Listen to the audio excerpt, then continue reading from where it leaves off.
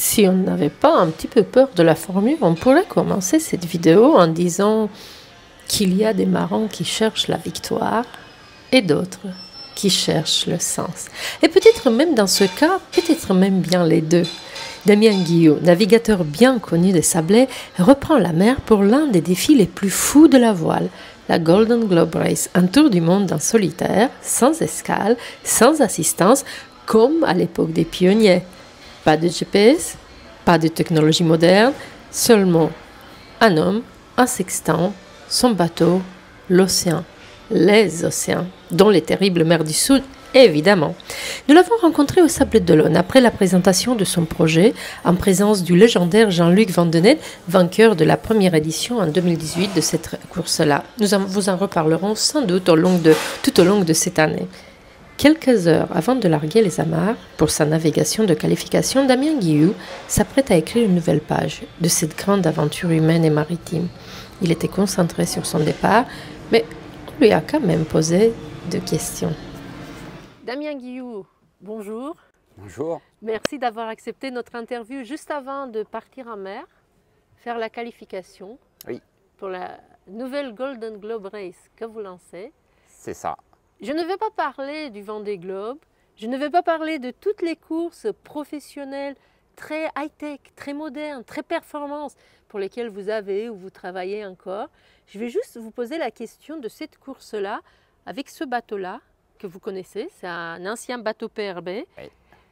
Comment vous préparez, vous qui êtes skipper professionnel, comment vous préparez cette course à l'ancienne? Là, tout de suite, en partant là demain matin des Sables d'Olonne. Eh ben, je la prépare,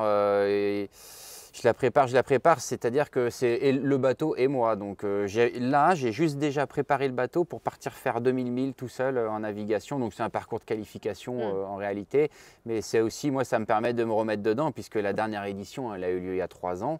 À la fin de la dernière édition où j'ai malheureusement stoppé en Afrique du Sud, moi je suis parti faire autre chose. Donc ce bateau-là, je ne suis pas allé dessus quasiment pendant les 3 années, donc je l'ai un peu oublié. Donc là, ça m'a permis de le remettre en route, de tout remonter, de redécouvrir un peu le bateau, de faire une grosse navigation de environ une vingtaine de jours, là au départ demain matin des Sables d'Olonne. Et à l'issue de cette navigation, je serai en phase en osmose avec le bateau et je vais là aller en chantier tout l'hiver pour faire une préparation complète pour le prochain Golden Globe. En sachant que moi, ce bateau-là, j'avais déjà fait une préparation plus que complète il y a 3 ans pour la dernière édition. En sachant aussi qu'il y a 3 ans, vous étiez tellement loin devant que lorsque vous avez arrêté, vous êtes arrivé à Cape Town le premier, je me rappelle, j'étais là, vous aviez arrêté et tous les bateaux qui arrivaient derrière disaient « Il est où Damien? Il est passé il y a combien de jours ?» Donc vous le connaissez très bien, vous savez comment mettre les voiles, tout ça. Moi, ce que je me demandais, par rapport à la dernière édition, quelle est encore aujourd'hui, qui était peut-être déjà le cas ou peut-être pas, la plus de grosses difficultés pour vous dans cette course? Une des grosses difficultés, c'est quand même la rupture totale de communication avec sa famille. En l'occurrence, ma femme et mes enfants, ayant des jeunes enfants. Donc c'est quand même quelque chose qui n'est pas anodin de partir aussi longtemps et de plus du tout avoir de nouvelles de ses enfants, de sa femme, et surtout de ne pas pouvoir en donner. Je peux en donner un tout petit peu puisque aux portes Canaries, Cape Town, Tasmanie, on a le droit de donner du courrier à l'organisation qui les envoie gentiment chez nous. Mais bon, voilà, c'est très faible quand même. Donc ça, c'est une des parties qui est assez dure sur cette course, c'est de se couper du monde et de sa famille et de ses proches. C'est quand même quelque chose de pas anodin. Et ensuite, il y a quand même la partie naviguer sans GPS au sextant.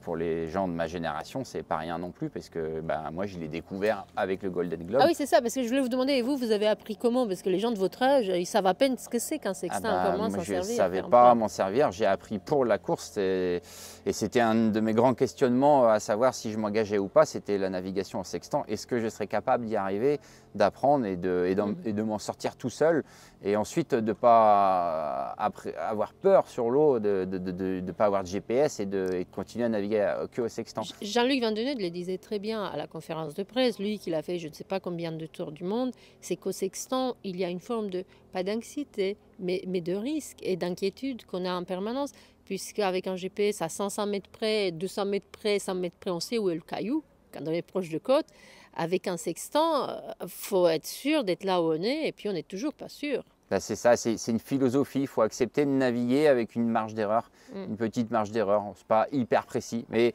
c'est pas hyper précis, mais par contre, ça tombe jamais en panne, quoi. Ça fonctionne tout le temps. Donc, et ça a toujours fonctionné. Et ce qu'il faut savoir, c'est qu'en fait, on a plus navigué à la voile avec des sextants qu'avec des GPS. Oui. Depuis qu'il y a des bateaux à voile qui naviguent sur la planète en allant plus qu'une journée en mer. Donc ça reste quelque chose qui marche très très bien. Et puis vous savez ce que disent les jeunes, c'est que le jour où il y a une panne de GPS ou une panne d'électricité, vos sextants, vous saurez où aller. Exactement. Est-ce que vous aviez dit tout à l'heure, c'est très beau, que vous aviez appris de l'échec un peu de votre précédente Golden Globe Race, vous avez appris à moins penser à la performance et à la place. Bah, le format de cette course fait qu'il ne faut pas se faire prendre à son propre jeu quand on est un peu compétiteur et qu'on vient un peu des bateaux de course comme moi. Et ben, sur ce format-là, il faut quand même basculer dans un mode plus calme, plus cool, beaucoup plus à l'écoute du bateau, dans sa globalité, que ce soit les voiles, tout ce qui travaille sur le bateau, il faut être à l'écoute parce que la course est tellement longue, tellement longue, tellement longue que ça ne sert à rien d'être loin devant dès le début parce que c'est celui qui la terminera qui la gagnera. Et en fait, cette course-là, le gros challenge, c'est de la terminer avant toute chose, quoi. Et pour la terminer, il faut avoir une certaine manière de naviguer où il faut être en osmose avec son bateau et ce format de course, quoi. Qu'est-ce que vous allez chercher en mer là sur cette Golden Globe Race? Vous qui êtes skipper professionnel, qui fait tellement de trucs. Le challenge de faire une course qui est pour moi hyper dure, si ce n'est la plus dure en course à la voile. Le challenge de la faire et de la finir parce que ça regroupe un petit peu tout ce que je connais et que je sais faire depuis tout petit dans le milieu de la voile. Et je trouve que cette course-là, elle regroupe tout ça et ça me convient parfaitement. Bon, on a hâte de vous suivre. Merci beaucoup, Damien. Merci.